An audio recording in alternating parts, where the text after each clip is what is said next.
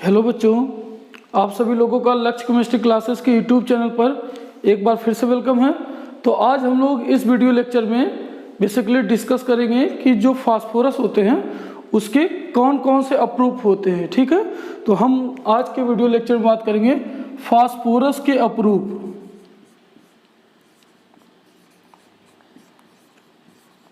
Phosphorus के approve,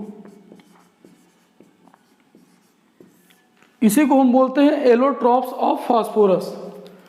इसी को हम कहेंगे एलोट्रॉप्स ऑफ फास्फोरस।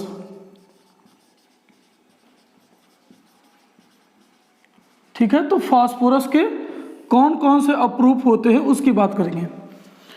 अप्रूफ के बारे में आपने क्लास 10th में पढ़ा होगा कि जो कार्बन होते हैं, कार्बन के 3 अप्रूफ होते हैं। कितने अप्रूफ होते थे? कार्बन के 3 अप्रूफ होते थे। कौन कौन से? तो एक आपका होता है डायमंड, दूसरा होता था ग्रेफाइट और तीसरा होता था C60 फुलरीन, या जिसको आप बकमिस्टर फुलरीन भी कहते हो। ठीक है, तो कार्बन के 3 वहाँ पे क्या होते थे? एलोट्रॉप्स होते थे। तो आज हम बात करेंगे फास्फोरस के बारे में। तो फास्फोरस जो होता है वह बेसिकली कुछ एलोट्रॉप्स बनाते हैं, जैसे श्वेत फास्फोरस, श्वेत फास्फोरस।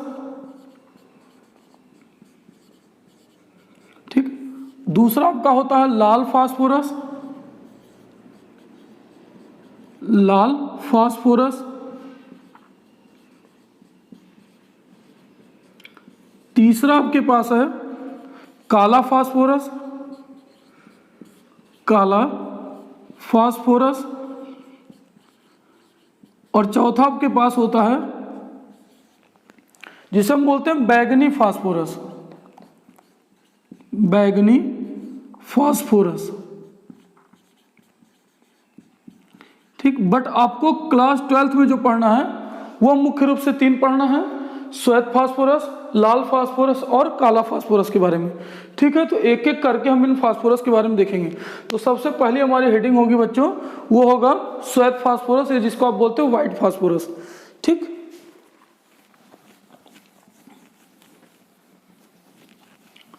तो पहले हमारी हेडिंग होगी श्वेत फास्फोरस, श्वेत फास्फोरस, जिसे आप क्या कहते हो? तो आप इसी को बोलते हो व्हाइट फास्फोरस। ठीक है, ये आपका कहलाता है व्हाइट फास्फोरस।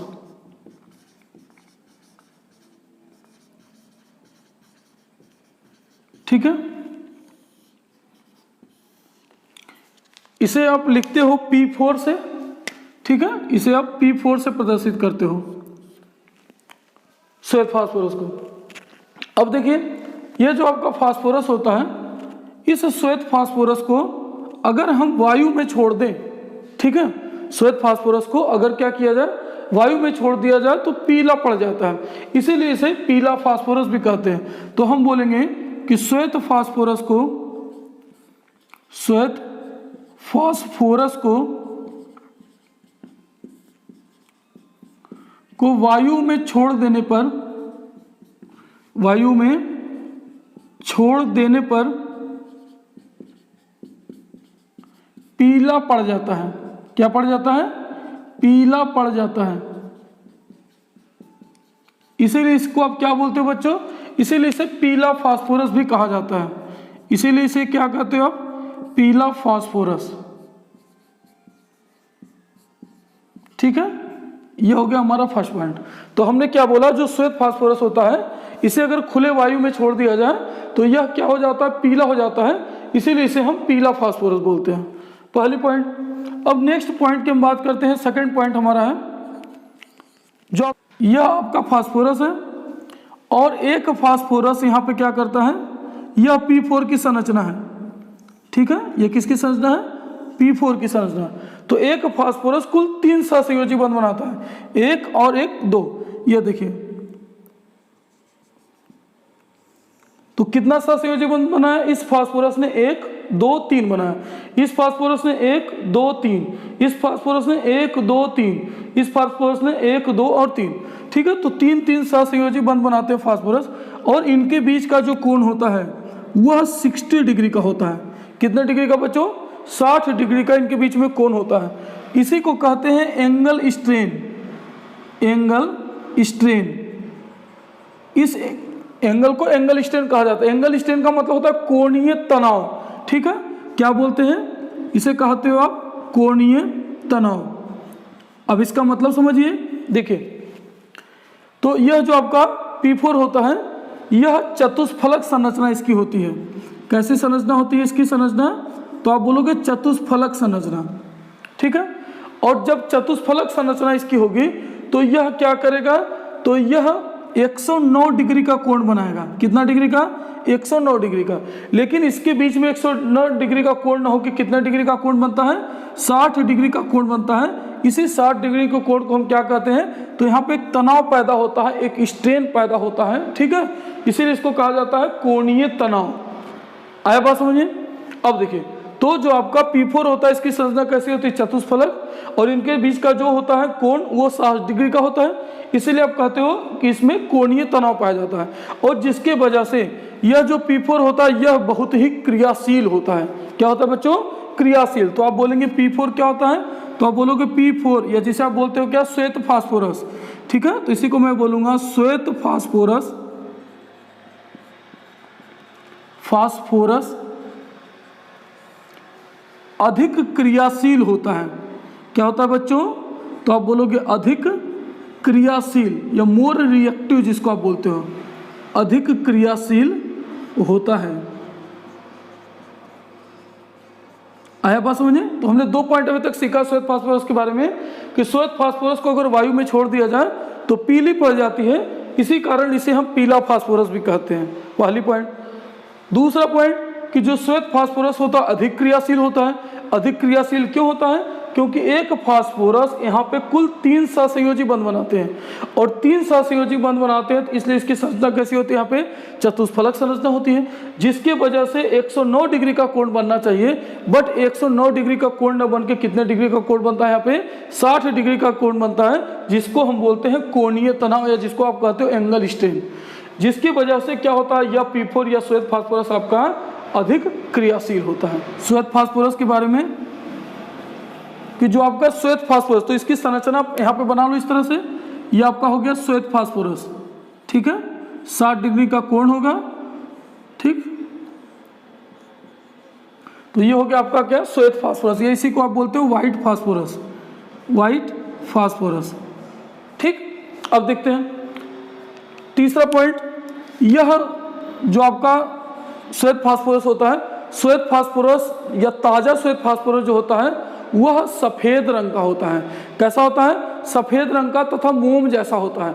लेकिन अगर इसे खुले वायु में छोड़ दिया जाए तो इसका रंग कैसा हो जाता है, पीला हो जाता है। तो तीसरा पॉइंट आप बोलोगे बच्चों कि ताजा फास्फोरस, ताजा फास्फोरस सफेद रंग का तथा मोमीय ठोस, मोमीय का मतलब मोम होता है, मोमीय ठोस होता है।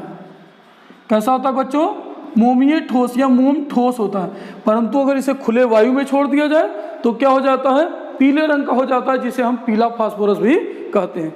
नेक्स्ट है बच्चों चौथा पॉइंट, कि जो आपका सफ़ेद फास्फोरस होता है, ठीक है, जो आपका सफ़ेद फास्फोरस होता है इतना मुलायम होता है कि इसे चाकू से काटा जा सकता है। जैसे आपका सोडियम को काटा जा सकता है, ठीक इसी प्रकार इसे भी चाकू से काटा जा सकता है, और सोडियम की तरह यह भी क्या होता है, बहुत ही क्रियाशील होता है। तो नेक्स्ट हमारा पॉइंट होगा श्वेत फास्फोरस। नेक्स्ट हम लिखेंगे श्वेत फास्फोरस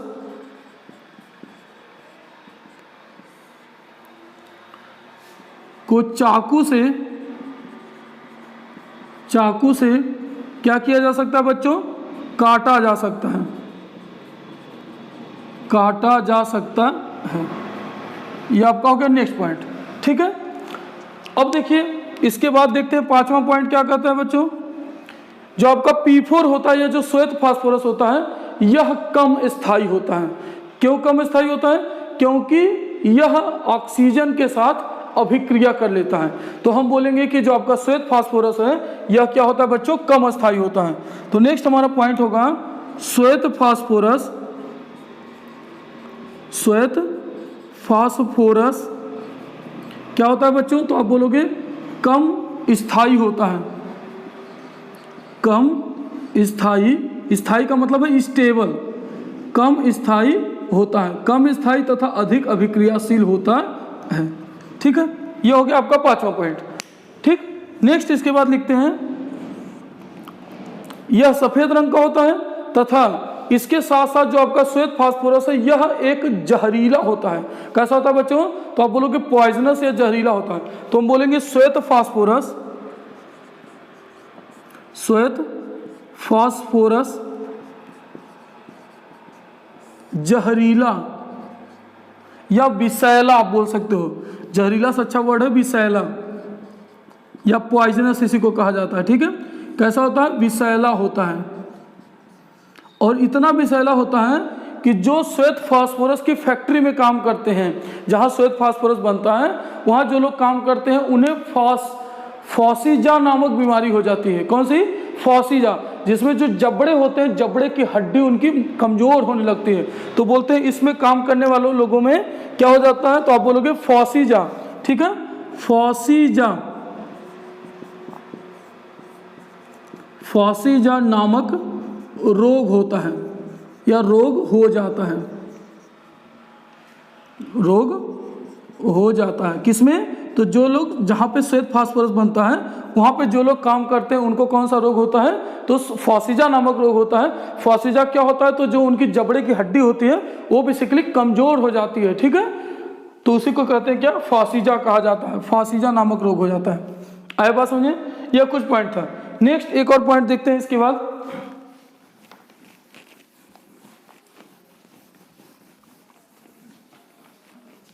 नेक्स्ट है आपका 7वां पॉइंट। ठीक है, और होता है जो श्वेत फास्फोरस होता है यह तेजी से आग पकड़ सकता है, मतलब प्रतिदीप्त होता है। ठीक है, तो बोलेंगे श्वेत फास्फोरस, नेक्स्ट पॉइंट है श्वेत फास्फोरस, फास्फोरस तेजी से आग पकड़ सकता है, आग पकड़ सकता है। कौन? आपका श्वेत फास्फोरस। ठीक है, तो यह अगर P4 आपका ऑक्सीजन से भी क्रिया करता है तो P4O10 बना लेता है, P4O10 बनाता है। कौन?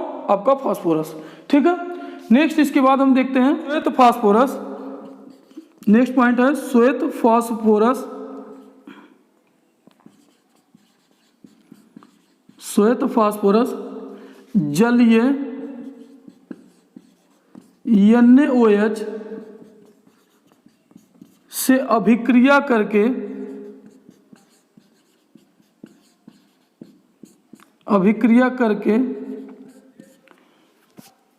PH3 है जिसको आप बोलते हो फास्फीन, क्या बना लेता है? PH3 को आप क्या बोलते हो बेटा? तो आप बोलते हो फास्फीन बना लेता है। PH3 या फास्फीन बना लेता है।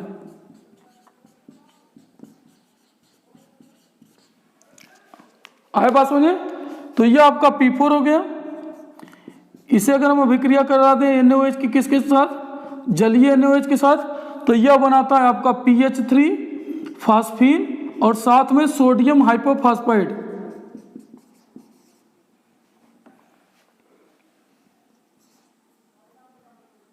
इसी को आप कहते हो बच्चों सोडियम हाइपोफॉस्फाइड, इसी को आप कहते हो सोडियम हाइपोफॉस्फाइड।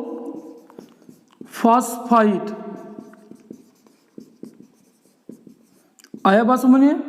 तो हमने क्या बोला कि श्वेत फास्फोरस तेजी से आग पकड़ सकता है और फ्यूम्स बना लेता है। ठीक है, P4O2 के साथ रिएक्शन करता है, P4O10 बना लेता है, और श्वेत फास्फोरस जलीय NaOH के साथ, एक्वस NaOH के साथ अभिक्रिया करके फास्फीन या PH3 बना लेता है।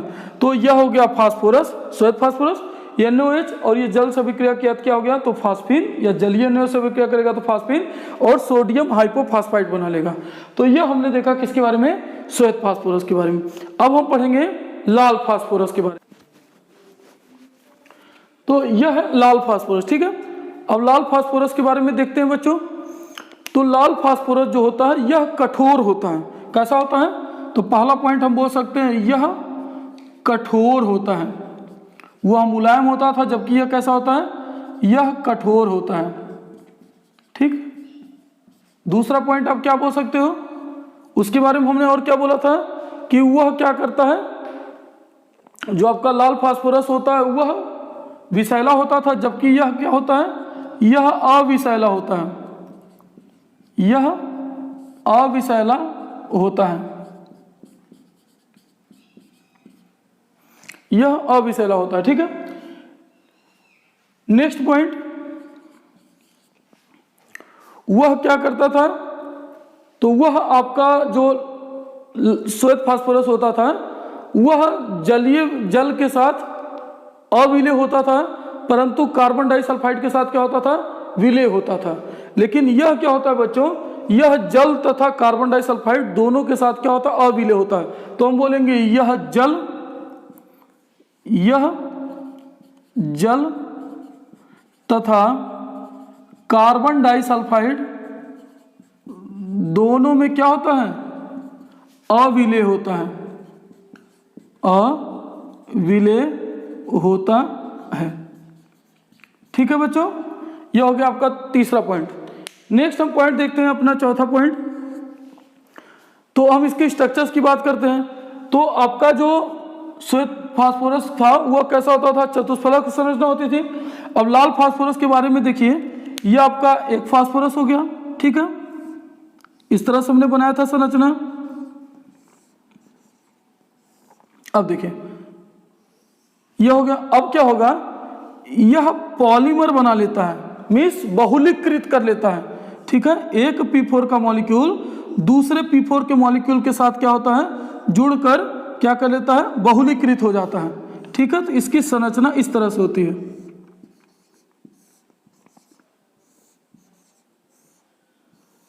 ठीक है, तो आप क्या बोलोगे बच्चे इसके बारे में कि यह क्या होता है? यह बहुलीकृत हो जाता है इस तरह से जुड़कर। ठीक है, तो यह कौन सा फास्फोरस है आपका? तो आप बोलोगे लाल फास्फोरस। यह आपका लाल फास्फोरस।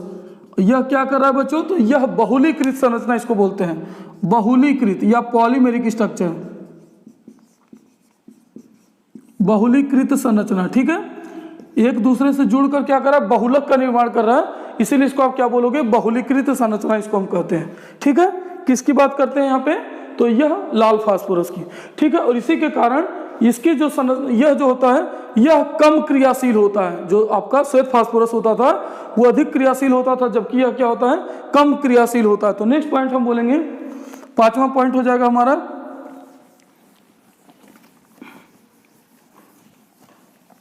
क्या बोलेंगे बच्चों? तो पांचवा पॉइंट होगा यह कम क्रियाशील होता है, कम क्रियाशील होता है, परंतु अधिक स्थायी होता है, परंतु अधिक स्थायी होता है। ठीक है, यह हो गया फिफ्थ पॉइंट आपका। यह गंधहीन होता है, यह गंधहीन होता है। कैसा होता है बच्चों? गंधहीन होता था। ठीक है, जबकि जो आपका श्वेत फास्फोरस होता था उसकी लहसुन जैसी गंध होती थी। ठीक है, यह क्या होता है? गंधहीन होता है तथा अंधेरे में दीप्त नहीं होता है। अंधेरे में दीप्त मीन्स चमकता नहीं है, दीप्त नहीं होता है। ठीक है, नेक्स्ट पॉइंट है यह आपका जो जलीय निवेश होता है उसके साथ अभिक्रिया नहीं करता है। ठीक है, तो नेक्स्ट आपका पॉइंट होगा यह जलीय NaOH के साथ अभिक्रिया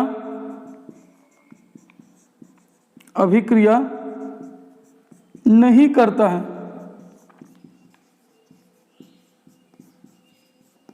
ठीक है, और नेक्स्ट पॉइंट आप बोलोगे बच्चों आपका लाल फास्फोरस कैसे बनता है? तो आप बोलोगे श्वेत फास्फोरस को 573 केल्विन ताप तक गर्म करने से आपका लाल फास्फोरस बनता है। ठीक है, तो नेक्स्ट आपका पॉइंट हो जाएगा कि लाल इसे श्वेत फास्फोरस को 573 केल्विन ताप पर गर्म करने से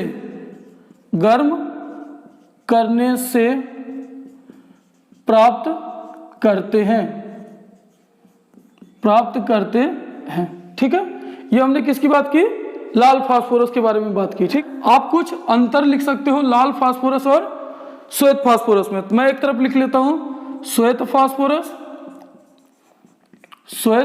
फास्फोरस और दूसरे तरफ हम लिख लेते हैं लाल फास्फोरस।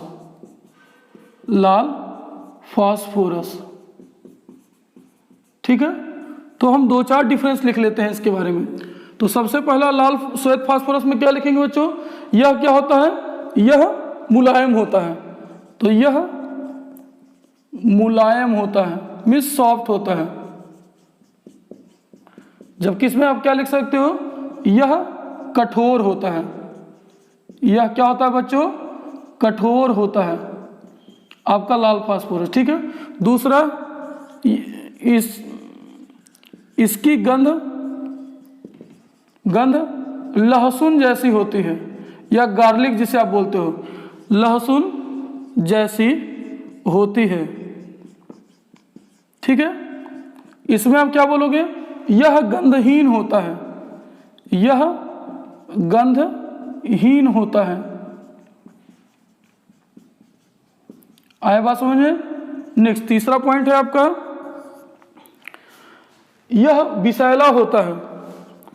यह कैसा होता है बच्चों? तो आप बोलोगे यह विषैला होता है। जबकि यह क्या है? यह विषरहित होता है। यह विषैला नहीं होता है। यह विषैला नहीं होता है। ठीक है, नेक्स्ट आप क्या बोल सकते हो इसके बारे में? यह अधिक क्रियाशील होता है और यह कम क्रियाशील होता है। तो हम बोलेंगे यह अधिक क्रियाशील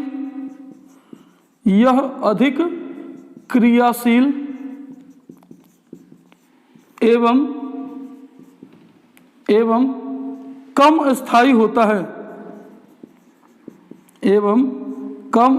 होता है। ठीक, इसके बारे में आप बोलोगे यह कम क्रियाशील एवं अधिक स्थायी होता है। यह कम क्रियाशील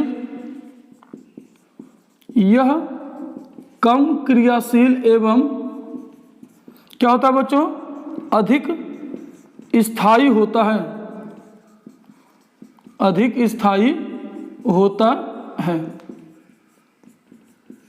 ठीक, नेक्स्ट हम देखते हैं बच्चों फिफ्थ पॉइंट क्या है इसके बारे में। तो आप बोल सकते हो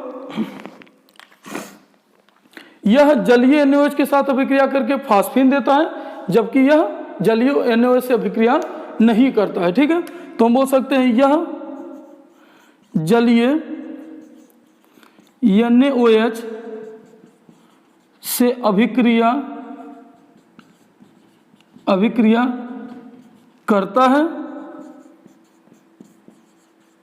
जबकि इसके बारे में आप क्या बोल सकते हैं? तो आप बोलोगे यह जलीय NaOH से अभिक्रिया नहीं करता है। क्या बोलोगे बच्चों? अभिक्रिया नहीं करता है। ठीक है, नेक्स्ट इसके बाद 6 पॉइंट, यह क्या होता है बच्चों? यह दीप्त होता है, मीन्स चमकदार होता है। ठीक है, तो अगला पॉइंट आप बोल सकते हो, नेक्स्ट पॉइंट है यह दीप्त होता है। इसके बारे में क्या बोलोगे बच्चों? यह दीप्त नहीं होता है। यह दीप्त नहीं होता है। ठीक है, नेक्स्ट है, नेक्स्ट और क्या बोल सकते हो आप, यह जल में अविलेय परंतु कार्बन डाइसल्फाइड में क्या होता है, विलेय होता है। तो नेक्स्ट बोलेंगे यह जल में अविलेय परंतु कार्बन डाइसल्फाइड CH2 को आप बोलते हो कार्बन डाइसल्फाइड में क्या होता है, विलेय होता है। क्या होता है बच्चों, विलेय होता है। ठीक है, यह पॉइंट हो गया। इसके बारे में क्या बोलेंगे, तो यह जल तथा कार्बन डाइसल्फाइड दोनों में अविलेय होता है। तो आप बोलोगे यह जल तथा कार्बन डाइसल्फाइड दोनों में अविलेय होता है, अविलेय होता है। ठीक है, यह हो गया बच्चों आपका नेक्स्ट पॉइंट। ठीक है, तो यह आपका था श्वेत फास्फोरस और लाल फास्फोरस में कुछ डिफरेंस। अब हम देखते हैं काला फास्फोरस के बारे में। ठीक है, तो नेक्स्ट हमारा ब्लैक फास्फोरस, जिसको आप बोलते हो बच्चों काला फास्फोरस। नेक्स्ट हमारा काला फास्फोरस, काला फास्फोरस। ठीक है, या जिसको हम बोलते हैं ब्लैक फास्फोरस, ब्लैक फास्फोरस। ठीक है, देखिए बच्चों आपका जो ब्लैक फास्फोरस है दो तरह का होता है। एक होता है आपका अल्फा ब्लैक फास्फोरस और दूसरे को आप बोलते हो बीटा ब्लैक फास्फोरस। ठीक है, तो दो होता है, एक को आप बोलते हो अल्फा ब्लैक, ठीक है, या अल्फा काला फास्फोरस, और दूसरा आपका है बीटा ब्लैक फास्फोरस। ठीक है, तो जो आपका अल्फा ब्लैक फास्फोरस है बच्चों, यह लाल फास्फोरस से बनता है। यह किससे बनता है, यह आपका लाल फास्फोरस से बनता है, और जबकि यह आपका श्वेत फास्फोरस से बनता है। ठीक, पहली बार। दूसरा, यह 803 केल्विन ताप पर, ठीक है, 800 एक बंद सील ट्यूब में इसको गर्म करने पे बनता है 803 केल्विन पे, जबकि यह आपका लाल फास्फोरस को, ठीक है, तो आप क्या बोलोगे अल्फा ब्लैक फास्फोरस के बारे में, यह लाल फास्फोरस को 803 केल्विन ताप पर बंद ट्यूब में गर्म करने से प्राप्त होता है। बीटा ब्लैक फास्फोरस के बारे में क्या बोलोगे, तो यह श्वेत फास्फोरस को, यह श्वेत फास्फोरस को 473 केल्विन ताप पर तथा उच्च दाब पर गर्म करने से प्राप्त होता है। किसके बारे में हमने बात किया बच्चों, तो यह हो गया अल्फा ब्लैक फास्फोरस तथा यह क्या है बीटा ब्लैक फास्फोरस। ठीक है, तो आप देख रहे हैं कि कितना मेहनत लग रहा है वीडियो बनाने में। अगर आपको कॉन्सेप्ट समझ में आए, ठीक है, बिल्कुल कॉन्सेप्ट क्लियर हो गया, तो चैनल को लाइक करिए, सब्सक्राइब करिए तथा अपने फ्रेंड के साथ शेयर करिए। Thank you.